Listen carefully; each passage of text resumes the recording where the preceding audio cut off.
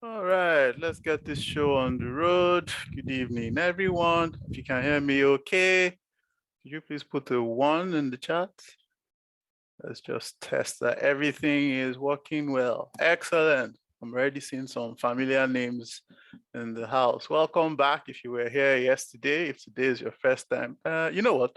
Why don't we just do a quick check? So if you were here yesterday for day 1, can you put a 2 in the chat? Let's just know. Good. And if today is your first time, you just saw the information somewhere and you're joining us for the first time today, could you please put a 3? Let's see. Many twos. That's fantastic. Okay, Billy, you're welcome. Seeing someone who wasn't here yesterday. So this is good, good. Well, welcome everyone and welcome back if you were here yesterday. Remember I said I'll make a point to kick these things off early because we do have a lot of information that we want to cover. In case you missed it, my name is Chijioke. You can call me CJ for short. I introduced myself yesterday. Well, I used to be an engineer. Now I'm an entrepreneur. So, I mean, it's all good, right? I've started my entrepreneurship journey. And of all areas to start your entrepreneurship journey in, I decided to do it in Forex, cryptocurrencies, of which there are easier ways to make money, right? But this is what I chose, and I do not regret making that decision. Really, what this conversation that you're here for is how you, as an individual, can start your own cryptocurrency journey. And I'm really interested in helping to build a community of people, like I like to say, who know what they are doing. So you're not depending on someone else to validate the choices that you're making. You understand what it is that you're doing and you can make your decisions by yourself. So if that's you and you're here, you're in the right place. Okay, so we kicked this off yesterday. We started off this 5-day series yesterday, and here we are on day 2. But let's take it stepwise and figure out what we're going to be talking about today. Okay, I'll remind us, for those of us who were here yesterday, I'll remind us how this class is supposed to help you, but especially for those who are new, because we do have a few people who are new here and they're just listening for the first time, just to help set the expectation so you know what you're going to get out of the conversations that we're having. For those of you who were here yesterday, you provided some very useful feedback, which I've used to tweak some of the conversations that we will have today. But as we go along, if you do have questions, do save them till the end. We'll have a couple of minutes at the back end of this to answer any questions that you might have. Okay, so you have the agenda in front of you. We'll talk about how this class will help you. We'll talk about the framework that we're using to have the conversations this week. We'll do a very, very brief recap of day 1. It won't be longer than 3 minutes. Then we'll dive right into day 2. Day 2 is all about tools, okay? So we said a lot of things yesterday, but what are you actually going to use, right, in your cryptocurrency journey? So day 2 today is all about tools. And I'm excited about, the second half of today's conversation because it's really going to be a demo, helping you set up some of the tools that you will need so that you understand how these things work and you can, as we say, get your feet wet. Because the truth is, nothing we say here will matter if you do not do anything, right? There will be no difference between this and Netflix, okay? But you're here because you believe that there is information here that can transform how you do things, or that can give you an edge, and make you better off than you are today. So why not learn and then do it, okay? So that you will gain the profits that's available. Let me just check that I'm recording this. Okay, let's be sure that. Okay, all right. I believe this is being recorded. Excellent. All right. So let's go ahead and get this going. Okay. So if you were here yesterday, you saw this slide. If you're here for the first time, let's just tell you or provide some context around what we're doing here. So you saw the title on the flyer. This is starting your crypto journey. And I titled it that way because I know before I got involved in cryptocurrencies, I was confused about the best way to go ahead and just start. Okay, there was a lot of information. People were throwing a lot of, different conflicting things out there. And I was, to be honest, just flat out confused. But thankfully, I found a structured way to understand how cryptocurrencies work that made sense to me. And that's really what I'm sharing with you so that, it can help you if you were in that situation that I was in. Now, if you're in a state of confusion, what this class will help you do is gain clarity. So you'll be very clear about what cryptocurrencies are, how best you can participate in them, and what that's going to do for you really is build your confidence, because once you have your confidence where it should be, you'll be able to build, manage, and grow your own cryptocurrency portfolio. So that's what you should be looking to get out of this class today. All right. This is the framework that we're using for each of the 5 days on this bootcamp. So yesterday we talked about security. We talked about what digital currencies are and how to keep them safe.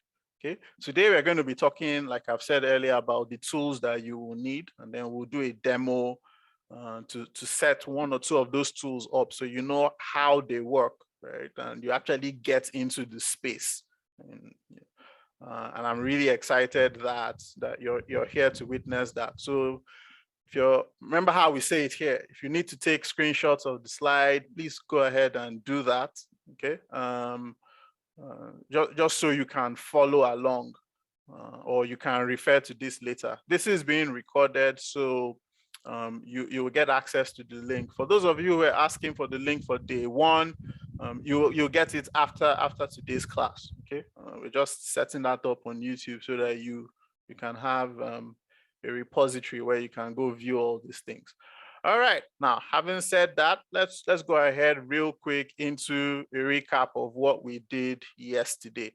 Now we talked about many things yesterday, but really, if you take a screenshot of this slide, right, you're good, right? You really understand pretty much everything that we talked about yesterday. Yesterday, four main things that we talked about. We talked about digital currencies, what they are, okay?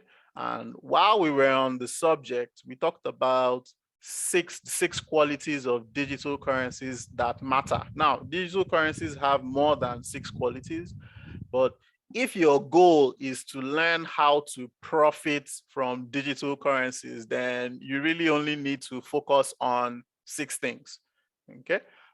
6 qualities that matter. Remember, one of those qualities is that all digital currencies are valued in US dollars. Okay, so that's something that you need to know. And that's very powerful, especially if you're earning in a currency that is weaker than the US dollar. Okay, so let me go ahead and do a very quick test and see who was paying attention yesterday. Who remembers any of the other 5 qualities of digital currencies that we talked about yesterday? Just feel free, go ahead, put it in the chat. Okay. We talked about 6 different things. If you remember that slide that we shared, one of them was that all digital currencies are valued in USD. Who remembers anyone? Anyone else? Thanks, that's very good. So all digital currencies are based on blockchain technology. Okay, so if somebody tells you, hey, there's this new digital currency in town and it doesn't have anything to do with blockchain, that is not a digital currency. It is something else that that person is talking about. Okay, so all digital currencies, all true digital currencies are based on blockchain technology. Okay, now there's something I didn't mention yesterday, okay, because I wanted to keep the introduction simple, but I'll go ahead and mention it today, because even though people use the terms interchangeably, they are not necessarily the same thing. So the 2 terms are, 1, digital currency, and then on the other hand, you have cryptocurrency. Okay, so those are two different terms. Now, not all digital currencies are cryptocurrencies. Okay, let's get that out of the way. However, every cryptocurrency is a digital currency. Okay, so what's an example of a digital currency that is not a cryptocurrency? The e-naira. Okay, so that's an example. It's a digital currency. You're not going to see a physical version of the e-naira, so it is digital. However, it is not a cryptocurrency. So just understand the difference. Now, I know yesterday I used the terms a bit interchangeably, but I mean, we were just getting started, so don't worry too much about that. So moving on. Okay, let's look in the chat. Yes, I see a lot of people are learning. Probably the most important quality of digital currencies is that not all of them are useful. So what do I mean by that? If you've been in and around the cryptocurrency space, you will notice that sometime last year, there was an epidemic of dog-related cryptocurrencies. What do I mean by that? It started out with Dogecoin, and then different models of dogs started showing up. Shiba Inu, Wakanda Inu, just put your first name in front of Inu, right? There's a cryptocurrency out there that came out last year. Let me just tell you up front, right, that many of these cryptocurrencies you see are not useful, meaning they may go up in price, right, in the short term, but long term, they are really going to tend towards zero, especially if they do not have what we call utility. There is no use case for them. But that's a subject for another day. I believe we will cover that on day 3 tomorrow. Yes, the other thing we learned about digital currencies is that there are 2 types, okay? So we talked about the volatile digital currencies and the stable ones. So the volatile ones are the ones where their prices will change over time. So Bitcoin, right? One of the reasons you've heard about Bitcoin is there was a time Bitcoin was under $1. Now, one Bitcoin is around that 40K range. Ethereum, and then AVAX, okay? Different digital currencies. Whether you know the names or not is irrelevant today, okay? What's important is that you know that there is a class of digital currencies that varies in price over time. Those ones are volatile. However, there's also a class of digital currencies that are stable, meaning they are designed to maintain their price over time. So we talked about Tether yesterday, this first one down here, where one Tether is equivalent to $1. Okay. And we'll show some applications of what you can do with stable coins tomorrow. All right. So the first thing we did yesterday was what digital currencies are. The second thing we did, just to remind ourselves, is where you can buy them or where you can acquire them. And we said there are 2 main places you can do that. You can do that from something called a centralized exchange. And we gave examples. You have Binance, that's a centralized exchange, and you have Kraken. That's another example of a centralized exchange. Okay. You can also buy cryptocurrency from decentralized exchanges. And these are 2 examples of decentralized exchanges. What's the difference again between the 2? For centralized exchanges, you need to provide information that identifies you, meaning like a passport, driver's license. The site needs to know who is using it. Okay, that's the main characteristic of a centralized exchange. For a decentralized exchange, they really don't care, right? And I'll show you how decentralized exchanges work today. The third thing, and this is where we spent some time yesterday, is after you've bought your digital currency, you need to know where to keep them, preferably in a safe place, okay? And we talked about the hierarchy of safety, if you will. We said, if you're buying your digital currency or your cryptocurrency from Binance, Binance gives you a wallet where you can store your digital currency, right? But that's the, in terms of safety, that's the least of the things you can do, right? In terms of keeping your digital currencies safe. Slightly better than keeping your digital currency on Binance is using a decentralized exchange wallet like Metamask. Okay, that's slightly better than using Binance, but there's some things you need to pay attention to when you're using Metamask, and I'll spend a bit more time talking about this today since we are looking at the tools.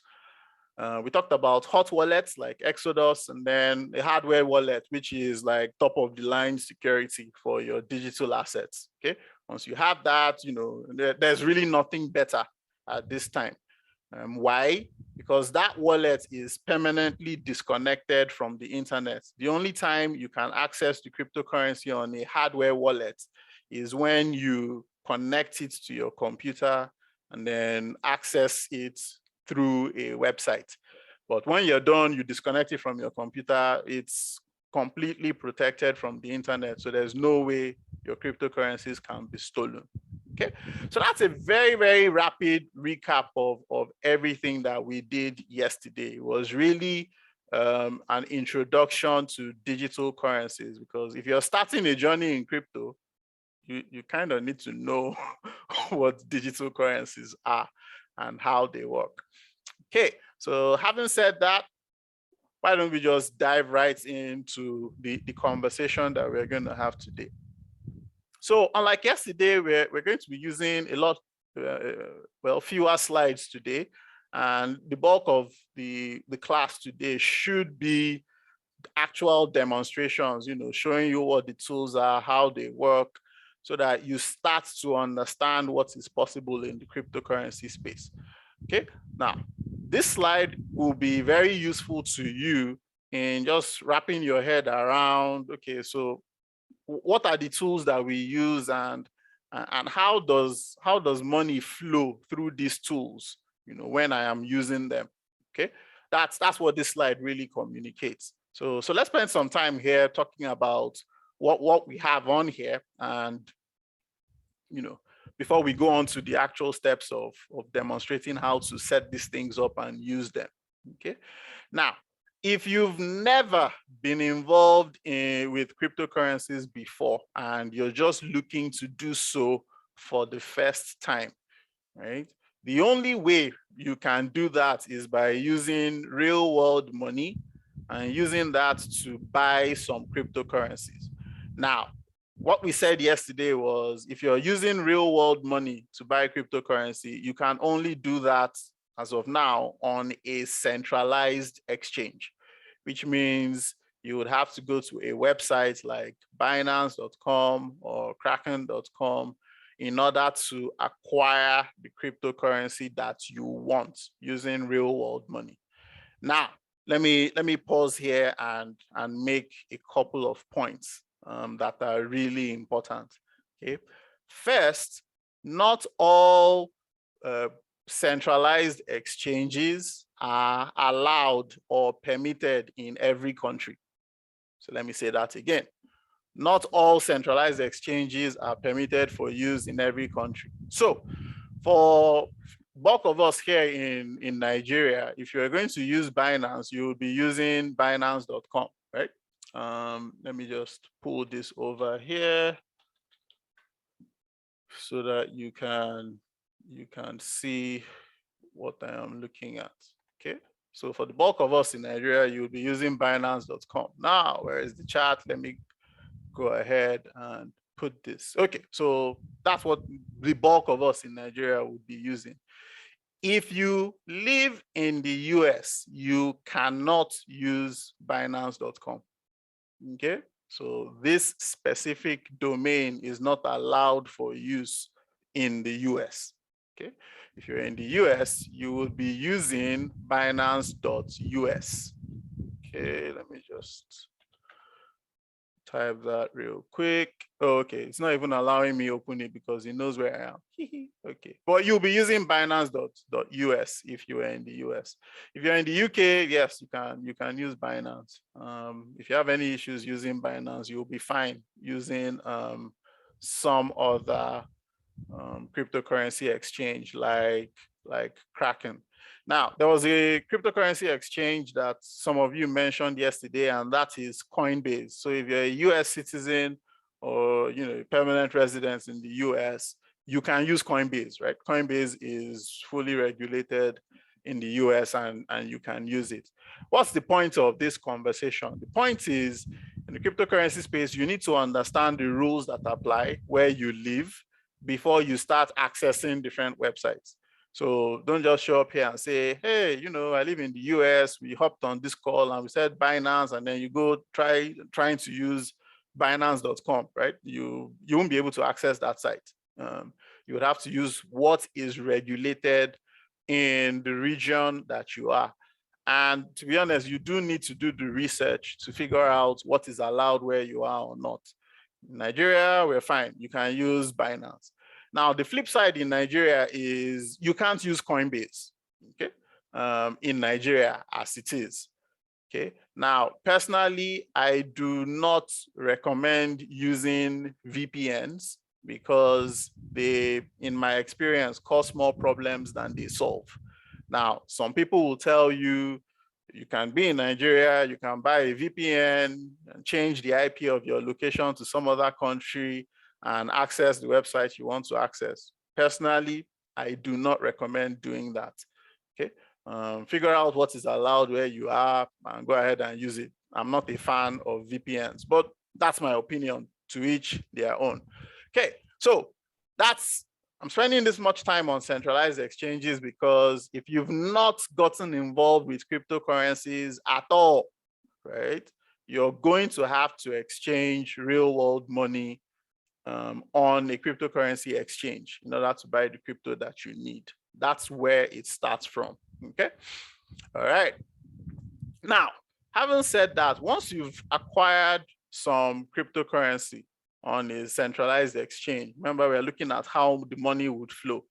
You can then transfer some of that cryptocurrency to a decentralized wallet, okay? You can go from a centralized exchange to a decentralized wallet like Metamask. And why are you doing that? You're doing that because several of the websites where you put your cryptocurrencies to work and you're able to earn income, they will need you to have a wallet with money in it before you can use them. So there's no way you can go straight from Binance direct to a website to go and put your cryptocurrency to work. You're going to have to first transfer some of the cryptocurrency that you've bought into a decentralized wallet, okay? And I'll show you how that works, how you're able to connect this decentralized wallet to an example website so that you will know how these things work, okay? Now, for some other people, they are not really interested in buying the cryptocurrency. They just want to profit from cryptocurrencies if the price is going up or down, but they don't want to buy Bitcoin or Ethereum, right?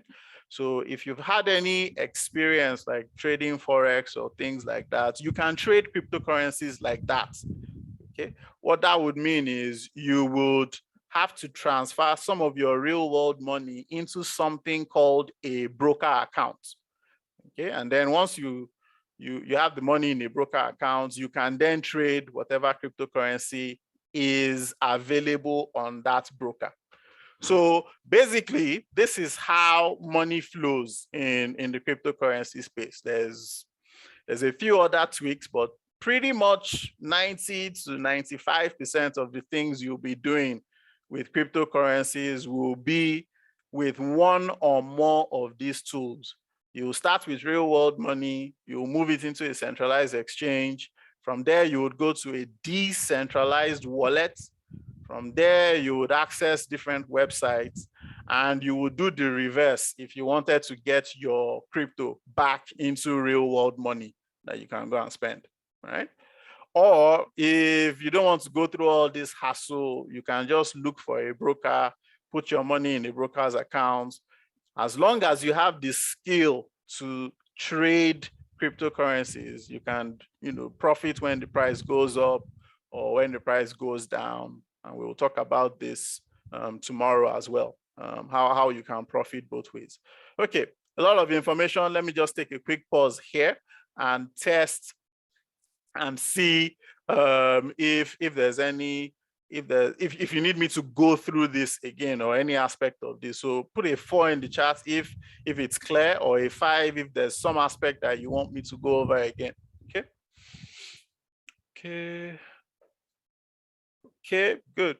Wow. Okay, I have some very, very advanced students. Okay, it's good. Well, we're laying the foundations here, so I'm really happy that everyone is following along with what we're talking about so far. And Isa, I saw your comments about transfer fees using cryptocurrency exchanges. Well, so just for the benefits of the whole class, if everyone didn't catch that, just be aware that at every step of the way here, if you're taking your money from the real world into a centralized exchange, or you're trying to move crypto from a centralized exchange to a decentralized wallet, or you're trying to access multiple websites with your wallet, just be aware that at every step, everywhere you see an arrow, you pay transaction fees. Okay. So just be aware, all these companies that own these different tools that we use, they are not branches of the Red Cross. So obviously they are in business too to make money. Otherwise, Binance did not just create a centralized exchange out of the goodness of their hearts so that everybody can learn about crypto. No, it's a business. So Binance will charge you for moving your money into their centralized exchange, and at every step of the way you can you would have to pay some transaction fees. Okay, now there's a question in the chat about okay, so I have examples of centralized exchanges, decentralized wallets. Can we give examples of broker accounts that allow you trade cryptocurrency? Yeah, sure. I'll do that real quick. So there's a few, and that I'm mentioning these names does not constitute, any endorsement of any kind. Just feel free to go check out which one applies or which one is allowed in your region where you live. Okay, so that's really, really important. Okay, so don't just blindly access a site without understanding if it's allowed for use where you live. But some of the popular ones would be something called Kings of Transparency. I'll just put them in the chat. And there is XNES, okay? There's also, for those of you who are interested, there's IC Markets as well. So that's just 3. There are more than 100, okay? In fact, if you go onto Google and you just type cryptocurrency brokerage accounts, you would see several search results that would come up where you can see places that you can trade cryptocurrencies. Now, right now, don't worry too much about names. Remember, this thing is a journey. Okay, so I'm going to do my best to gently onboard you into the process such that when we start talking about advanced concepts, you are up to speed and you are not lost. Okay, all right, so let me see if we have any other questions. All right, okay, no other questions. Now, haven't gotten to this point, I do want to spend some time setting up some of these tools as much as time would allow, so that you start getting a sense of what you can do with these tools and how they work. Now, let me just say this. I will give you a guide on how to set up the tools. What I've seen with some people when I've taken them through this process is, as they're trying to set up their accounts, you see that people are wondering, okay, is it okay to click this please don't be afraid to click, right? You don't have any money in this thing, so so you're not going to lose any money, right? So just feel free to experiment, and I'll show you how to use these things. I'll give you a guide, but just don't worry about, hey, am I losing money? As long as you've not taken money from the real world into any of these places, there is no way you can lose money. Okay, so just be aware of that. But as we talk about, or as we do the demonstration on how to set up these tools, I will point out some of the more important lessons that you need to learn from a standpoint of security. Remember yesterday, we introduced things like two-factor authentication. Today, we'll go beyond that and talk about something called a seed phrase and why that is critical for the way you use your cryptocurrency wallet. Okay, all right. So as always, I would recommend that you take a screenshot of this and keep it somewhere, because this is a very quick overview of the steps you need to set up the tools that we'll use in the cryptocurrency space. Okay. Now let me be blunt. Okay, allow me to be blunt at this point. Okay, this slide you're looking at, right, and the way you execute the steps on this slide, that's how those who are determined to lose money will be differentiated from those who will make money in this space, just from this slide and from the instructions that you follow. Okay, so you might look at some of the things and you might wonder, okay, so why is he saying you should do this way, right? I don't know how else to say this, but please just follow the steps as you see them or as I tell you to do them. Okay. In this space, as we say in this part of the world, it is very easy to, make a mistake, and then you'll now start telling stories that touch. Okay. Oh, I did not know it was that important. Oh, I didn't know it was that significant. So I'm spending some time now to emphasize this. It's very, very important for you to not just know these steps, but to execute them the right way, because failure to do that will almost guarantee that you will lose money in this space. Now, let me talk about why security is so important in cryptocurrencies. I know we said it yesterday, but before we even set up any tool, let me tell you one example I'm aware of that happened last year. Okay, if you were here yesterday, I talked about you having a dedicated laptop, okay, that you use for all things related to cryptocurrency. Now, when I say dedicated, like I said, you can do other things on that laptop. You can access your email. You can, use it. If you're into some other applications, you can install other applications on that laptop. I'm not saying, you reserve that laptop for exclusive use of cryptocurrencies. No. Okay. But you do need to control who has access to the laptop. And something I didn't say yesterday, you need to be careful what kind of internet you are connecting that laptop to. So last year, somewhere around October, there was a very popular YouTuber who, he has a sizable following on his channel. Okay, and he was talking about, cryptocurrency this, cryptocurrency that, until one day he did a video about how he lost some cryptocurrency, right? Okay, so if you're standing up, you might want to sit down when you hear the amount that this individual lost. This individual lost 600,000 US dollars worth of cryptocurrency. That's not 600,000 naira. That's 600,000 US dollars worth of cryptocurrency. Okay. Now, how did this happen? Okay.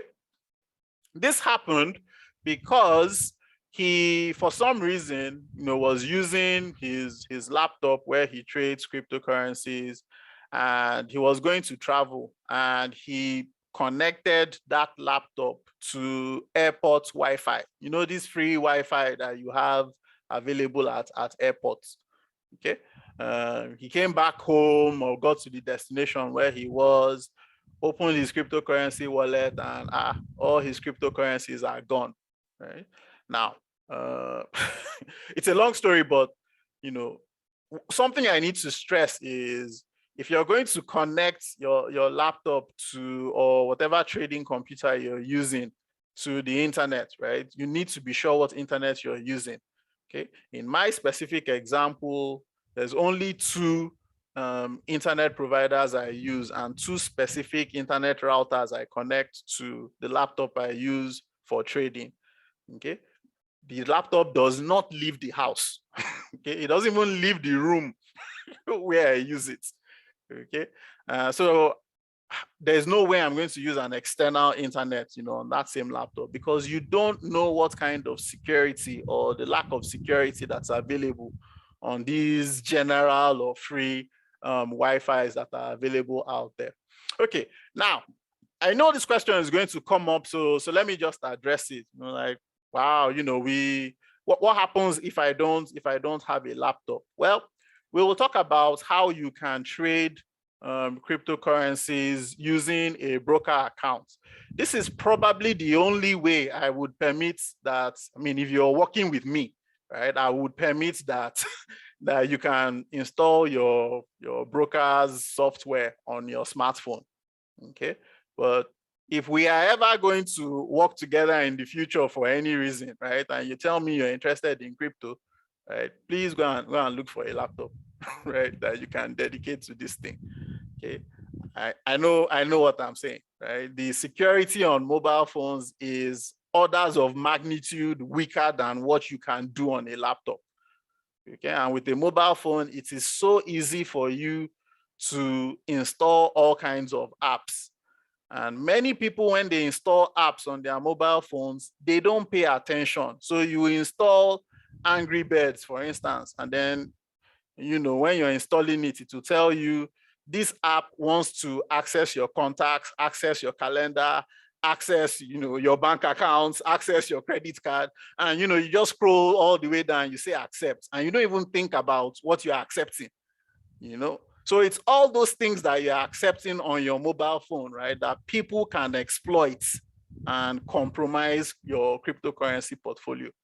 That's why I say, you know, you need to find a way to get a laptop or some device that you can dedicate to this thing. I know it is a pain, but you will save yourself, you know, countless tears down the road, okay, if you don't do that.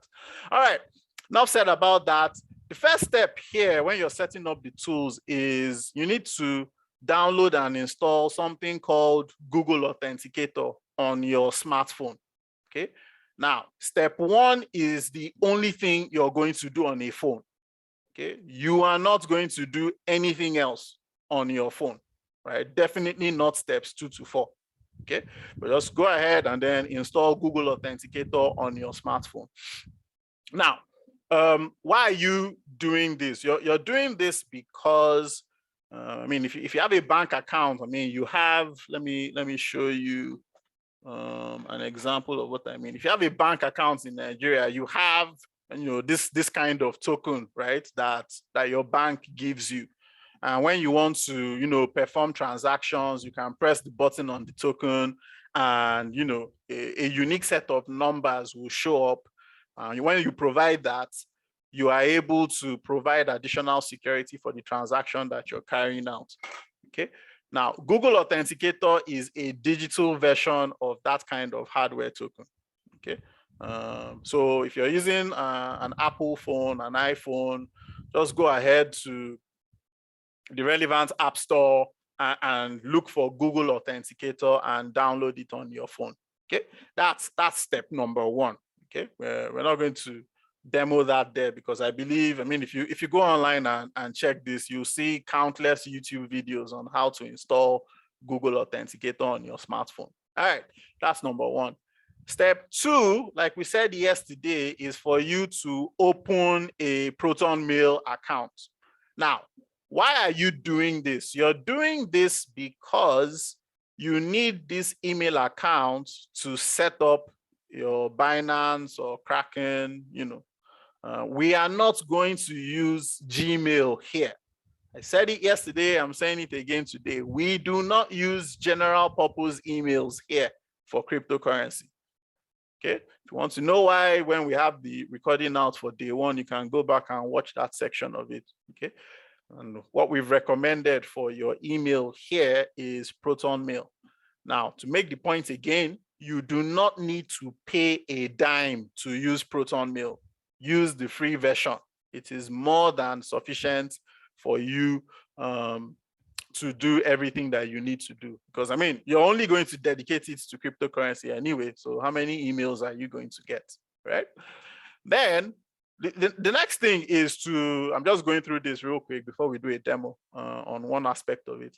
The next thing is to open an account with, one or more cryptocurrency exchanges. Now, if you're in Nigeria and you have access to Binance.com, go ahead and sign up on Binance.com.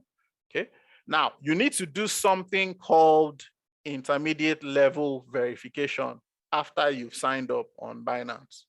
What does that mean? That just means they will ask you to provide, a means of identification, and they will ask you to take a selfie of yourself, so that they can compare the image that you're taking with the image on your ID document. Okay.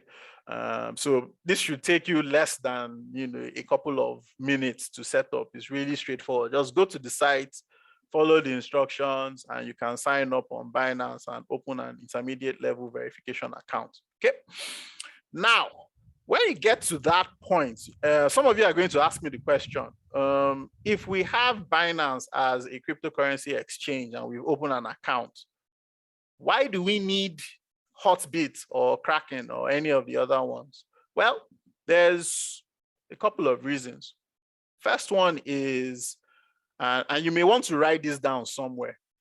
In cryptocurrency, you must always have more than one way of doing the same thing. Okay, let me say that again. You must have more than one way of doing the same thing.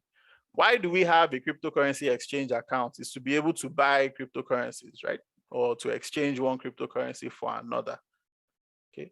If you're relying only on Binance and Binance, the website is not working, what would you do? You should have another alternative that you can use. That's one. And then 2, remember, here you always need to think about risk. So you can't carry all your money and put everything in Binance, okay? Even if you're related to the owner of Binance, he cannot guarantee your funds, okay? So you need to spread your risk in this space. You have a Binance account, you have something else in Kraken, so that, your risk is in different places, okay? That's something that we'll be talking about throughout these 5 days, so that you are aware of how to stay safe. Remember, I can't stress this enough. In the cryptocurrency space, you need to think defensively. When you go to social media, all they tell you is buy this coin and you will retire next month.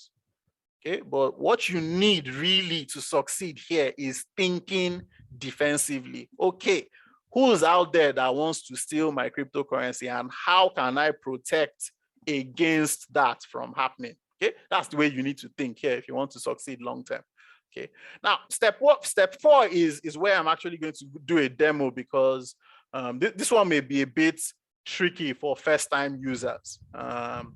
This is where you set up decentralized cryptocurrency wallets. Okay, so I'm just going to go ahead and show you how you can do this with Metamask. Okay, and it's really very simple steps, but as I'm going through the steps, I will highlight an aspect that is very important that you need to pay attention to. Okay, all right, so let's go ahead. So if you have the link to this website, metamask.io.download, it will really bring you here. Give me a minute, and let me just pull this over so that you can see what we're looking at. Okay, so if you go to that link, this is what you should see. You should see this page that has the MetaMask logo.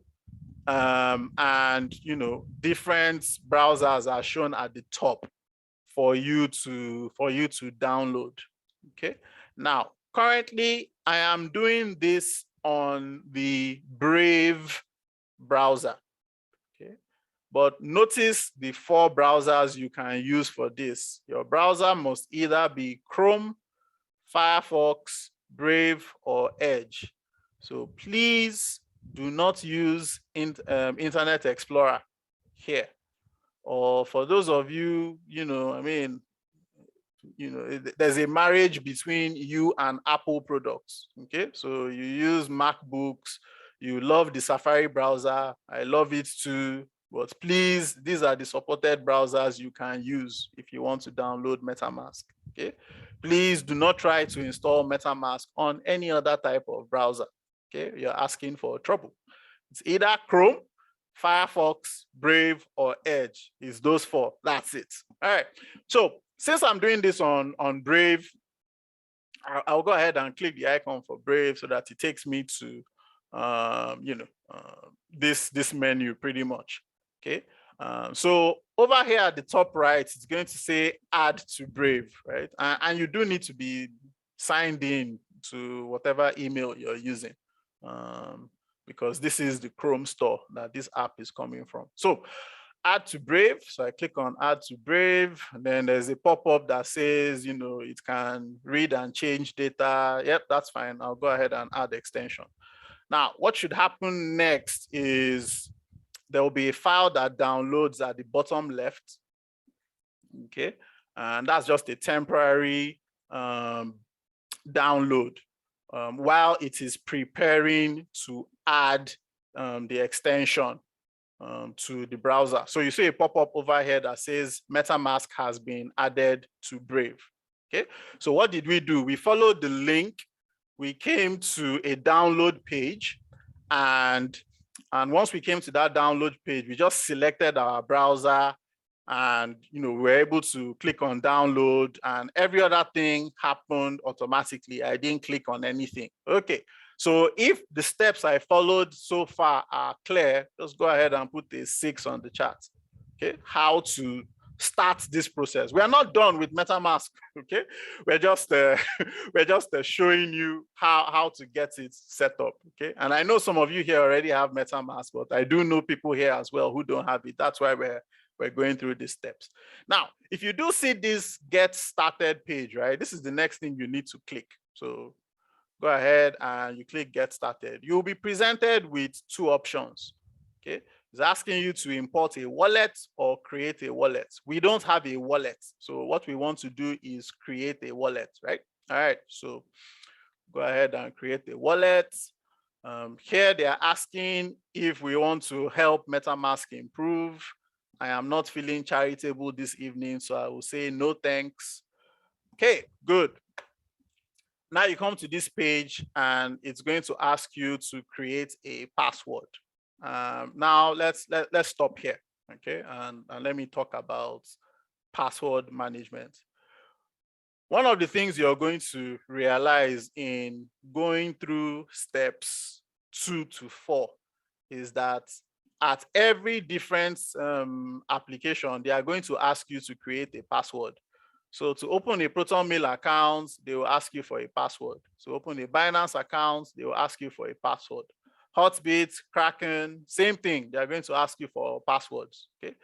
Now we've come to MetaMask, and MetaMask is also asking us for a password. Okay. Please do not be tempted to use the same password across all of these sites, because you know what that means when somebody is able to guess that password, right? It means they effectively have access to the Proton Mail, to Binance, and to your MetaMask wallet. Okay, so it's not something that you want to do. You need to use different passwords. So some of you might be here and you'll be like, so 1, 2, 3, 4, 5, 6, 7 different passwords from this page alone, right? How are you going to keep track of all the passwords? Let me tell you what I do. Okay, so here's what I do with the passwords. Once I create a new password for any of these applications or websites, I write it down.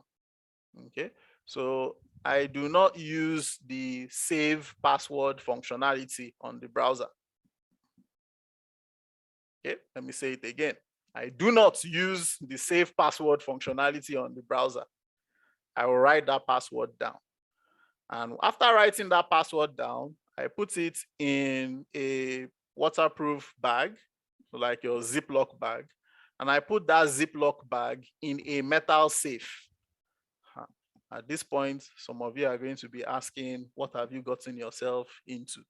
Okay, but just calm down. There is a reason for everything I just said. One of the things I told you yesterday is that I have a 4-year-old daughter.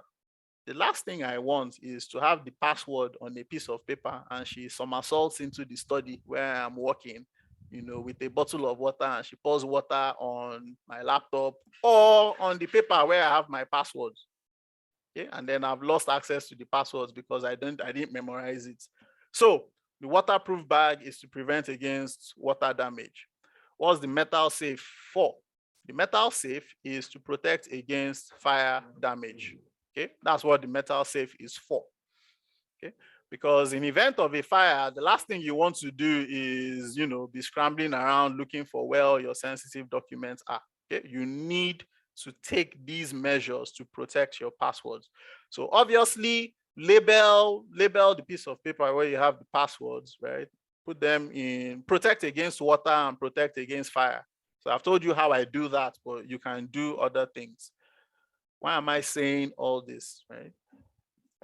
Remember, there are very few places you will go to online and they are spending a whole hour talking about how to set up your accounts for cryptocurrency. Most of what you see online is buy Bitcoin, buy Ethereum, buy Solana, etc.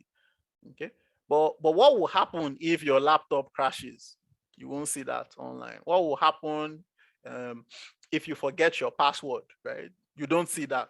Okay, but these are the things you need to stay safe and to be sure that you can access your account. So that's a tip on password best practices. Ensure that you write it down somewhere and then you lock it away, right? So you protect against water and fire damage. The same thing you do with sensitive documents. If you're married and you value your marriage, okay, you would have kept your marriage certificate somewhere safe. Or you do have your passport, right? You don't leave I don't know of anybody that puts their passports, international passports, in the fridge, okay, or in the kitchen. I don't know, right? Okay, maybe that's where your own safe is, but I don't know anybody who does that. Okay, you take the pains to protect these sensitive documents so that they don't get missing. The other thing about passwords is you need to make them fairly difficult to guess. Okay, so if you're still the person who is using 11112222 as your password, hackers are just waiting for you to get started in crypto. They are waiting patiently for you. Okay, don't use weak passwords like that, or your child's birthday or your own birthday or things that are obvious. Okay, make them hard to guess. Now, let me give you a tip that I use for making complex passwords that I can remember easily. I like to use nursery rhymes. Okay, so if you think about any popular nursery rhyme, right, and you think of maybe the first line of the rhyme, you can use the first letter of each word in that rhyme, and then you can mix those letters. Some of them can be capital, some can be lowercase, and you can put special symbols. That way it's really easy for me to remember all of the passwords I have across all these applications. All right, so let's come back here. We've talked a lot about passwords, and I do want to bring this to a close in the next 10 minutes or so. All right, so to create a password in MetaMask, what do you do? Let me just go ahead and, okay, I think that one should work. Okay, you click I agree and create. Hopefully that works and they accept my password. Okay, so there's a short video about securing your wallets. Now, if you were not here in this class, I would actually tell you watch this video. Okay, but you're here, so I am your video. Okay, so I'm telling you what to do. Okay, but really what they are telling you on this page is they are going to give you something called a secret recovery phrase. Okay, and I'm going to show you what that is on the next page. And because I'm going to show you what that is, I am not going to use this wallet that I am creating. Okay, and I'll tell you why. So go ahead, click next. Now, this page talks about the secret recovery phrase, right? And what do you need this thing for? In case your computer crashes, right, and you want to install your MetaMask wallet on a new computer, right? You are going to need this secret recovery phrase. Okay. Now, my own secret recovery phrase for this wallet is behind this gray box here. Okay. If you are doing this at home, okay, ensure that nobody is looking over your shoulder at this point. Okay, because if somebody is looking over your shoulder and they have access to this and they know your password, guess what? They can recover your MetaMask on a different laptop or clone it on a different laptop and have access to your cryptocurrency. So this step I am going to do now is something that you should never do when people are around you and they can see it. I'll say it again. This step I am about to take is something you should never do when somebody is around you and can see what you're doing. All right, good. All right, so I'll click on this box and this box is going to reveal 12 random words. Now, I'm going to need these words if I want to install this MetaMask wallet on a different computer. So what do I do with these words once I get them? I usually copy them, write them down on a piece of paper or print them. I don't save this thing on my computer anywhere. All right. Give me a minute. So I don't save it on my computer anywhere. I will copy it, write it down so that I have access to it. And remember that same metal safe that I put my MetaMask password, I will put this piece of paper there as well, right, to be able to protect this. So because I've shown everybody this, I am not going to put any money in this wallet because the advanced people in this class, if you have access to this information, you can have access to this wallet, okay? So for the purpose of this class, I'll just go ahead and copy all of this and put this somewhere else, all right? And at this point, you can click on next. Now, notice what they are doing here. They want to confirm that you know or you've saved the secret phrase correctly. So I'm just going to click one by one. Let's click one by one. Next one is stereo. Next one is spike. Next one is fever. Then purchase. Then wild. Then warfare. Then stick.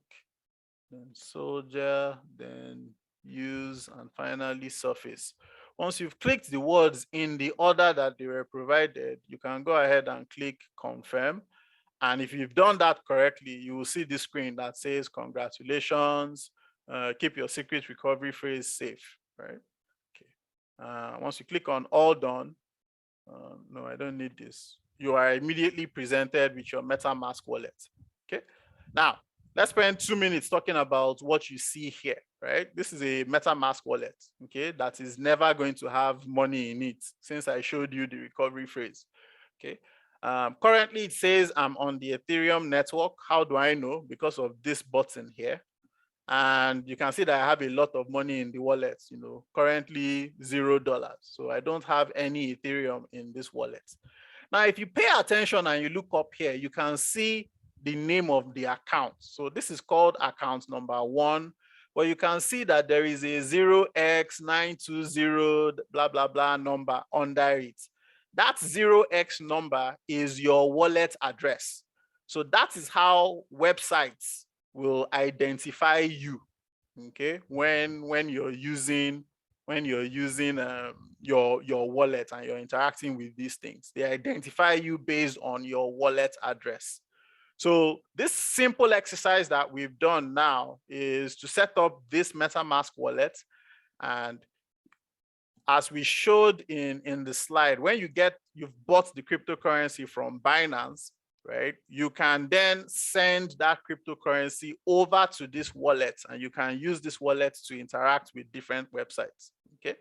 All right. So essentially the homework for everyone on the call will be, preferably before tomorrow. All of this should not take you more than an hour to do, max an hour and a half, right? Just go through these steps, and if you've not already done this, set up these applications, this Google Authenticator on your phone, and all these other applications on a laptop or some other computing device that you have access to. I've shown you how to do MetaMask, so this should be fairly easy for you to follow along. But go ahead and try it, right? You're not going to learn how to do these things if you don't try anything, or if you don't do anything, okay? And it's going to be important for you to do that, because starting tomorrow, I'm going to assume that you've mastered how to set all these things up, because tomorrow we're going into the real stuff. So tomorrow, all of this gentle introduction to cryptocurrencies is all going to end, right? We're going to dive right into the deep end, okay? All right, so let me go ahead and just ask if anyone has any questions. So go ahead and put the questions on the chat, while I and I'll be waiting for your questions while I provide some additional information for what we're going to do tomorrow. Hey, and on the giveaway, hey, I've seen a lot of your comments. I've seen a lot of your interaction. You guys are making this thing really, really difficult. Let me just say that, right? There's been a lot of high quality posts that I've seen on IG. I've seen people tagging me with screenshots of things that they learned in class, and I'm really excited, right? That you're actually learning something. So go ahead, make it more difficult for me, and I think we'll have fun on this journey. While I wait for any other questions to show up, or any questions to show up, tomorrow we actually start showing you examples of the different websites where you can do these things listed here. You know, how you can do the conventional buying and selling of cryptocurrencies. Actually, for the conventional, I've already shown you where you can do it. You can do it on Binance, right? But I'll show you some other websites where you can buy and sell crypto. Then I'll explain what each of these things means and how you can profit. I'll give you a very high level overview of each one, and then some examples using specific websites, so that you know what's possible in this space. Okay. All right. Let's see. Okay, so we've got a question on the chat. If you lose your password, can you recover your account with the seed phrase on MetaMask? The short answer is no. If you lose your password, you can't use the seed phrase to recover your wallet. Okay, so you do need to keep your password safe, and don't forget it. The other thing to be aware of, and I know this because I have had to set up MetaMask on multiple computers just to test what you need in order to recover your account, and you need your password. Okay, you don't just need the seed phrase, you need your password. You absolutely need your password to do that. Okay, so something you need to know. All right, let's see. What other question? Let me pull these questions down so that it's not looking weird that I'm looking up. Can you change your Gmail on Binance to Proton Mail? 100% you can. All right, so you can do a Google search for that, or a search on YouTube. You'll see videos that will tell you how to change your email on Binance to Proton Mail. Okay. What's next? Should we consider using a dedicated bank account for crypto?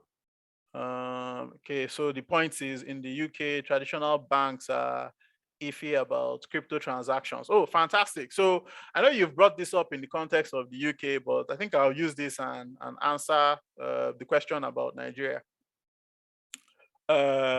Nigeria, because we also have some interesting rules about crypto transactions here in Nigeria. Okay. If you do have the possibility of creating one of these digital banks like Revolut, which is what Revolut is, then I would say absolutely go for it, right? Because your typical banks, like you said, are a bit skeptical about crypto. Now, let me tell you what is most likely going to happen in the UK, right? There is still some debate about how you classify cryptocurrencies. So are they securities? Are they asset classes like other financial instruments that you can tax? Ultimately, what governments around the world want is money, revenue. So what I suspect is going to happen in the UK is they'll probably finalize a law about taxing the profits that you make from crypto transactions, and everything will be all good, right?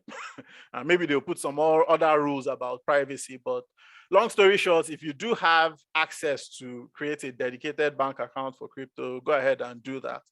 Now let's ask the question in a question about Nigeria. So you often hear people say, oh, the CBN banned cryptocurrency transactions in Nigeria. Well, ladies and gentlemen, that is not correct. Okay, the CBN did not ban cryptocurrency transactions in Nigeria.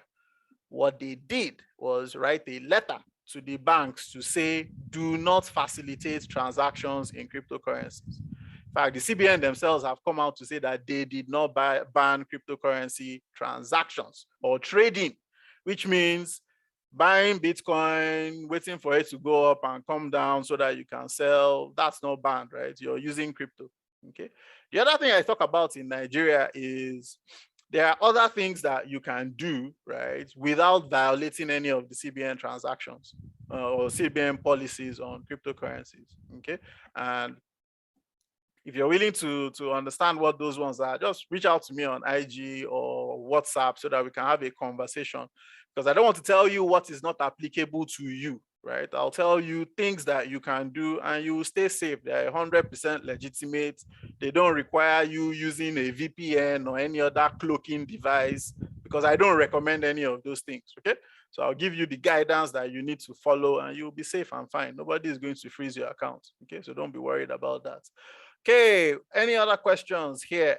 You have Binance on your phone and you didn't download Google Authenticator and Proton Mail. Well, no problem. Even if you have Binance and your email is Gmail and you've not linked Google Authenticator to your Binance, you can still do that now. All right, you can still do that now. There is no issue whatsoever. All right, so just be aware of that. You can still do that now. Okay.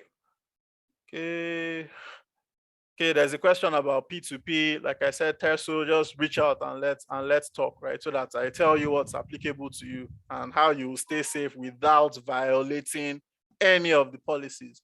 Where can I watch these videos? Okay, so we're uploading all these things to YouTube, and I'll send a link out. We have all your emails for everyone who's registered, so we will get the link to you so that you can watch day 1 and you can catch up on day 2. So the reason you'll still be able to catch up is we've not gotten to the difficult part yet.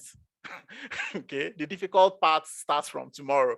So day 1, day 2, I'll provide the information, the links to you so that you'll be able to catch up. All right, a few other questions that we have. Okay, if you're using, okay, no, this is a comment. Can you use a weak password? Oh yeah, you can change your, if you have a weak password, you can absolutely change it to a stronger one, okay? All right, don't worry about it. If your password is weak, go ahead and change it, okay? All right, and wow, David, you've already changed your Gmail on Binance to Proton Mail. Fantastic. That's the kind of thing I want to see. All right, okay. What about using finger recognition to log in? Okay, well, yeah, you can do that, but even beyond So personally, I'm not a fan of biometrics. Okay. Because unless you're using a superior computing device, right? If there's dust on your finger or you injure that finger, right? Your own device will not recognize you. Okay, so that's the thing about biometrics that you need to be aware of. So yeah, you can use biometrics to log in, but also have additional ways to secure your account. Okay. Can I link Google Authenticator to Binance on my mobile phone? Okay, you know why I'm smiling, right? You should not even have Binance on your mobile phone, right? Remember what we and this is best practice, right? So everyone you talk to will have their own rules or idiosyncrasies about how they like things to get done. Just based on the stories I have heard, I haven't had the personal experience because I have never done it, right? I do not recommend that you have Binance on your phone. So remember these steps 2 to 4 on your device, on your laptop or your computing device. Okay. Okay, so there's a question. Oh, okay, I think you sent this question before, but I probably missed it. What happens if your laptop crashes and you get another device and you recover your MetaMask wallet? Does this log you off all your other previous devices? Well, okay, so tomorrow I'll explain how that works, but really the only time you should be worried is when you are on a website and you've connected your wallet to that website, right? That's when you should be worried. If that laptop crashes, it's not like you have a persistent connection to the website, okay? So you don't log in when you're using a wallet. It's you don't log in when you're using a wallet. You just connect your wallet to a website. So that's for decentralized exchange wallets. For Binance has a feature where they auto log you out after a period of time. So you don't even need to worry about that either. If that laptop crashes, it's okay. You will eventually be logged off the prior device that you're referring to. Okay. Can we use the same complex password for all accounts? Interesting question, but don't tempt hackers because the issue here is using the same password. So even if it is complex, let me just say this. There are some people who wake up every morning, right? And their reason for living is to come up with, hacking challenges that are difficult that they can overcome, right? That's their reason for existing. Okay, so even if it's a complex password, the fact that you're using the same complex password for all your accounts, all of your accounts are essentially compromised if that password, somebody successfully guesses the password. So I would even say use moderate complexity for different passwords versus using one complex password and you're using it across all your accounts. Okay, I think there's a question I missed here. I already have a Trust Wallet and Binance account. Is it advisable to open new accounts dedicated to this? Okay, so let me tell you why I personally do not use Trust Wallet. So Trust Wallet is fine. For those of you who don't know, Trust Wallet is an example of a decentralized exchange wallet. Okay. Now, Trust Wallet is owned by Binance. Okay. And remember this thing I talked about, spreading your risk. I don't want the same company in control of everything, of all my money. Okay. So if tomorrow Binance buys MetaMask, I will be looking for a different wallet to use because I don't want the same company to be in control of all the tools that I'm using. Okay. That's how I approach risk here. Okay, one question here, and I think this is the last one we'll take before we wrap this up. Is Google Authenticator to be downloaded on the phone or on the laptop? And why are you downloading Google Authenticator? Okay, well, I think I mentioned this earlier on. Google Authenticator gives you a unique set of characters, right, that you can provide as an addition to your login information when you're logging into different websites.